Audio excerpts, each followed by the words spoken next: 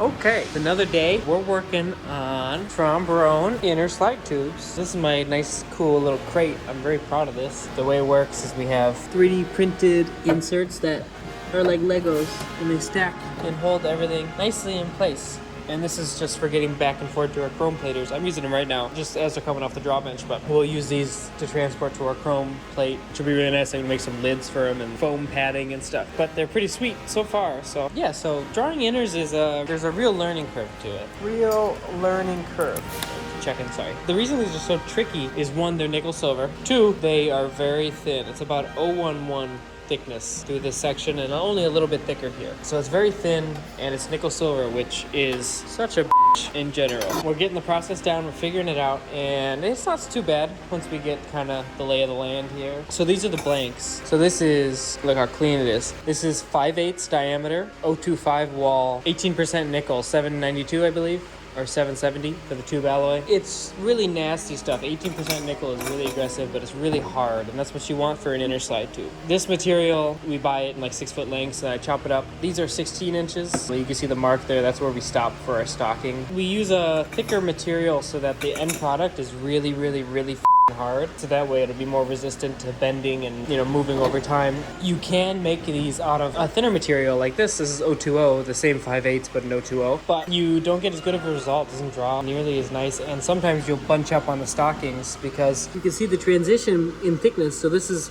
smaller diameter than here, and that's your stocking, which seals against the outer tube. If you don't draw the stocking enough, it's too soft and it'll bunch up right here and it'll just the tube when you try to pull it off the mandrel. So the way it works, actually I didn't used to not know how people made inners because I'm an idiot. Had to have it explained to me like 30 times, and then now it's really obvious. But it's pretty cool. So you use two separate dies. So this die, 14.8 millimeter, this is our stocking diameter, which is 0.583 is what we draw ours to. And this is 14.5, which is 0.570. So our finished stocking diameter, our intended diameter is 580, pretty much on the dot, maybe a tiny bit over. So we draw 583 so that after sanding and polishing, because these need a lot of polishing, that way we end up pretty much on our target. There's been a lot of learning here. This is my new draw bench, which is from Blessings. This thing's pretty dang good. It's leaky and I have to like dump oil every once in a while, but it draws very nicely compared to the worst draw bench ever in the world. This draw bench sucks. Inners off it are horrible. I have everything to build a new frame for it and like make it really nice like this one. So once this one dies, I'll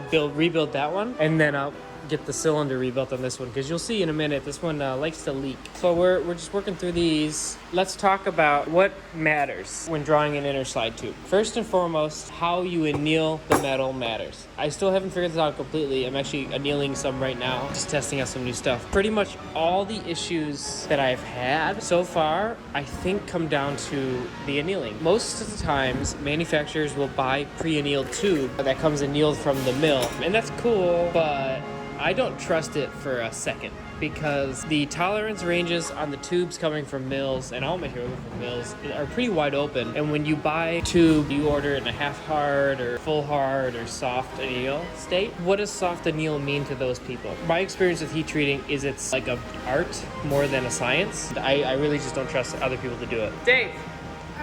Dave! Hello. What do you think about annealing nickels? Tough. Haven't gotten it right yet. Really close. Better than before. We're like reasonably confident this draw bench pulls straight. You think so? It's definitely straighter than the other one. Yes, that's for sure. That's for shizzle. Adam was wearing a Snoop Dogg t-shirt today. Really? Yeah. Huh? Who's Snoop Dogg? So we have 547 mandrel. We take our tube, put your tube on there. I don't trust this tube. Yeah, it's forbidden milk. Why would you touch that? Didn't you already put one on there? I didn't trust it because I didn't have to slam it on. Sure. There you go. And then we take our smaller die. This is the 570 die. So you do your relief first.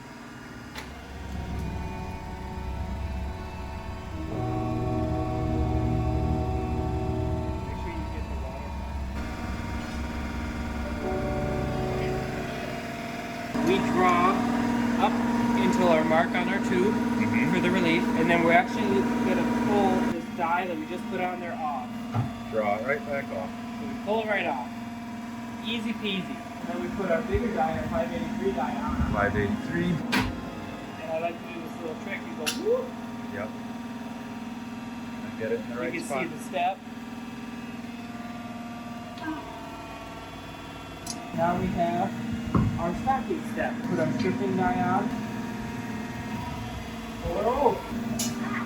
Hey tube, how's she look? Pretty good. Ooh, there he is. Yeah, so we're just fine tuning because we're getting what I would call like 90% good results, at least 70% consistently. 90%, 70% of the time.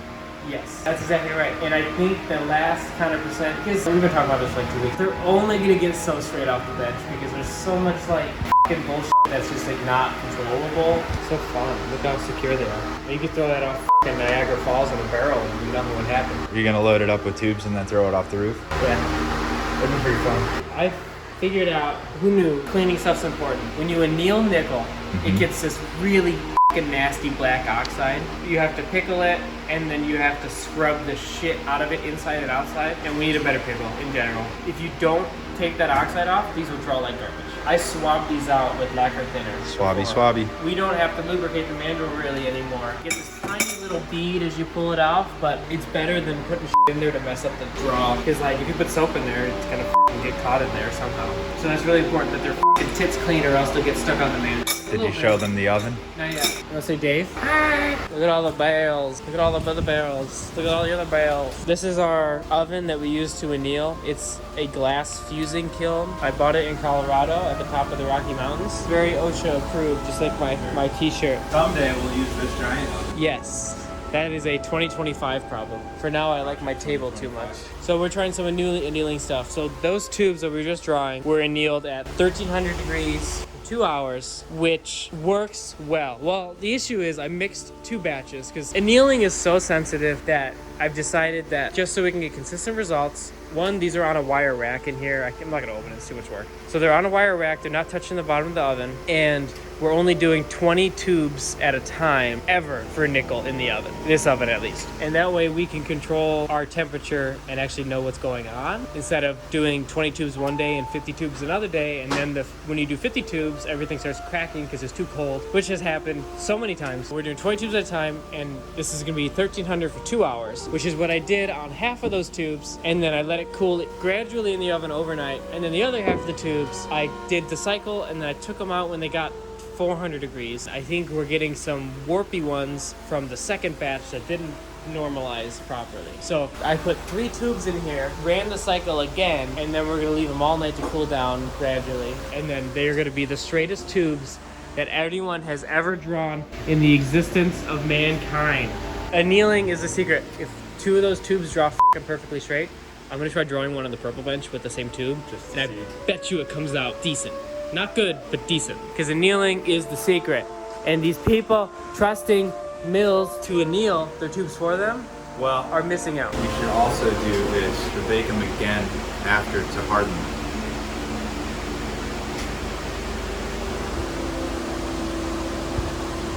You gotta bake them again because the nickel will harden when you heat it. We should do that, but it doesn't harden them. That's what the people on the internet say. Yeah, the tubes are pretty cool. I gouged it. Let's see it. Let's see I what don't know you did. how I'm drawing. I don't know how to draw tubes. I think you'd figure it out after doing it for a day. It's hard. I'm convinced annealing is the secret. You need to anneal properly, make sure it's clean, and then have a bench that pulls at least a little bit straight. And then you'll get into like the 99th percentile of tubes straightness ever drawn ever in the world. Tubes! Then they become ice tubes. Yeah, I don't really know anything else to say about tubes. You should buy tubes from us once we get a tiny bit better. I'm almost comfortable selling them. Look at the bells. Look at Daniel. I know you watch these videos, Daniel.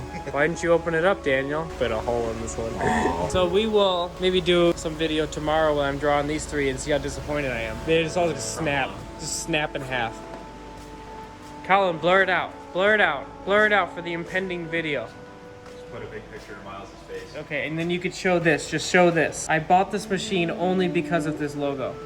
It's a dongle. Look at all the Brias. It's $1,000 worth of brass. Isn't that crazy? $1,100. 10 pieces. Inch and a half. Rotor casings, bearings. I figure we make up a shitload of rotor casings and a shitload of rotors because I have a bunch of inch and an eighth brass anyways for the rotors. So run a load of those, run a load of these. Make some knuckles.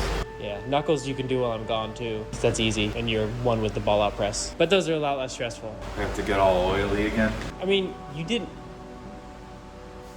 You didn't have to get that oily, Dave.